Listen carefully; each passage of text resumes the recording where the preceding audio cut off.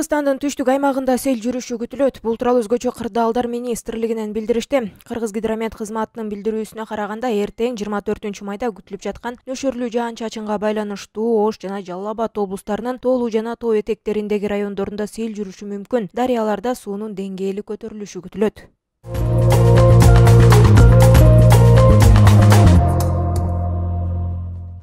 Улуттук коопсуздук боюнча мамлекеттик комитетинин маалыматына ылайык 19 майда УКМК тарабынан чек ара кызматкерлери менен биргеликте мыйзамсыз жүгүртүүнү, ошондой эле Кыргызстандын Казакстан менен мамлекеттик чек арасы аркылуу баалуу металлдарды алып чыгуу каналынын мыйзамсыз жүгүртүүнү аныктоо жана бөгөт коюуга багытталган ыкчам издөө иш-чаралары жүргүзүлгөн. Анын жүрүшүндө Ак жол автодорожный өткөрмө пунктунда жалпы салмагы 25 кг 925 грамм болгон күмүштөн жасалган зер буюмдарын эч кандай уруксаат кагазы жок коңшу өлкөгө мыйзамсыз алып өтүүгө аракет кылган учурда Казакстандын жараны кармалган. Учурда жогорудагы баалуу металлдарга тиешеси бар адамдардын чөйрөсүн жана келип чыгышын аныктоо, ошондой эле милдеттүү салык төлөмдөрүн төлөөдөн качуунун суммасы боюнча тиешелүү тергөө ыкчам иш-чаралары жүрүүдө.